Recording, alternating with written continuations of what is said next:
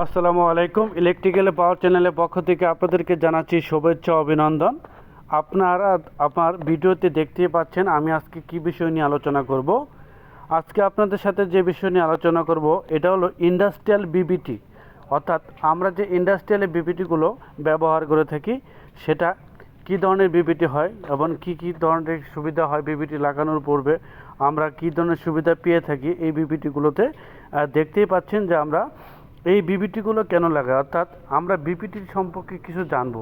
BBT সম্পর্কে কিছু জানার জন্য আমরা বিবিটি কিছু তথ্য নিয়ে নিই। দেখবেন দেখতে পাচ্ছেন যে আমরা বিবিটি অর্থাৎ বিবিটির ফুল মিনিংটা হচ্ছে বাসবার ট্র্যাকিং সিস্টেম।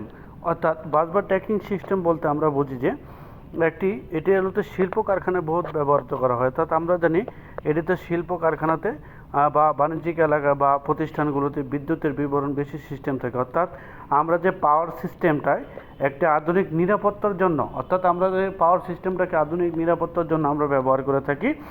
অর্থাৎ আমরা এই কেবলের পরিবর্তে, অর্থাৎ আমরা যে কেবল তার লুজ কেবল তার টানি, এটার পরিবর্তন করার জন্য আমরা এই অ্যালুমিনিয়াম বা কপার বা তামার ভাঁজবার মাধ্যমে এটি আমরা বেশি ব্যবহার করে থাকি। অর্থাৎ আমরা যে কেবলটা টানি আর লুজ কেবলটা সেটার পরিবর্তন করে যদি আমরা বাসবার সিস্টেমটা করি তাহলে আমাদের কি হবে, এটা নিরাপত্তা থাকবে। অর্থাৎ প্রচলিত তারের চেয়ে বা শর্ট সার্কিটের চেয়ে বা দুর্ঘটনা রোধ করার চেয়ে এটা বেশি ব্যবহার করা হয়ে থাকে।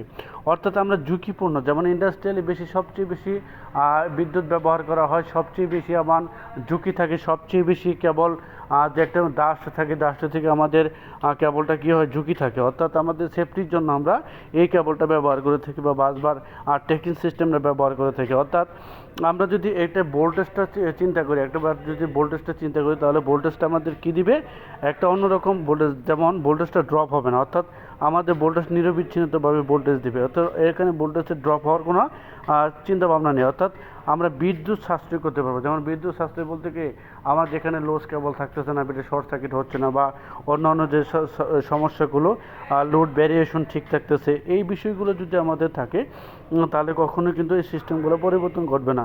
অর্থাৎ সেই জন্যই কিন্তু আমরা বাসবার বেশি ব্যবহার করি। অর্থাৎ দেখতে পাচ্ছেন যে আমরা এটা এই মোটর যে কোনো সমস্যা, অর্থাৎ আমরা যদি এই বাসবারটাকে নির্দিষ্ট, অর্থাৎ আমরা নির্দিষ্টভাবে মেরামত করতে পারি। যখন একটা পয়েন্ট নষ্ট হয়ে গেছে তাৎক্ষণিকভাবে আরেকটা বাসবার এসে আমরা কী করে ঠিক করে দিতে পারবো, বা চেঞ্জ করে দিলে কিন্তু পুরো লাইনটা আমার ঠিক হয়ে যাবে। যেমন একটা লাইনের মাঝখানে একটা বাসবার নষ্ট হয়ে গেছে বা পাওয়ার নষ্ট হয়ে গেছে, সেই ক্ষেত্রে আমরা সার্টেনলিভাবে কী করতে পারবো, এটা ঠিক করতে পারবো। এই জিনিসগুলো আমাদের মাথায় রাখে আমরা কিন্তু বাসবার সিস্টেমটাকে বেশি ব্যবহার করে থাকি। অর্থাৎ বাসবার সিস্টেমটাই হলো অন্যরকম একটা সিস্টেম যেখানে থাকবে আমাদের নিরবিচ্ছিন্নতা বিদ্যুৎ ব্যবহার করতে পারবো। অর্থাৎ সুবিধার জন্য আমরা বাসবার ব্যবহার করে থাকি। এই সিস্টেম বা পুরো সিস্টেম বন্ধ রাখা, যেমন বন্ধ রাখা সাশ্রয় বা বন্ধ রাখা, আমাদের যে কোনো টাইম বন্ধ করতে হবে, সিস্টেমটা খুব সুবিধা আছে। আর ব্যবহার করার সুবিধা আছে অন্যরকম একটা। অর্থাৎ আমরা যদি বাণিজ্যিক ভবন বা ডিস্ট্রিবিউশন এরিয়া থেকে বেউল, এটা প্রচুর। অর্থাৎ আমরা এই জিনিসগুলোতে খরচ বেশি, অর্থাৎ খরচের দিকে চিন্তা করলে হয়তো ইলেকট্রিসিটি বা ইন্ডাস্ট্রি চালানো যাবে না। আমরা খরচের দিকে চিন্তা না করে অবশ্যই এটা ব্যবহার করব।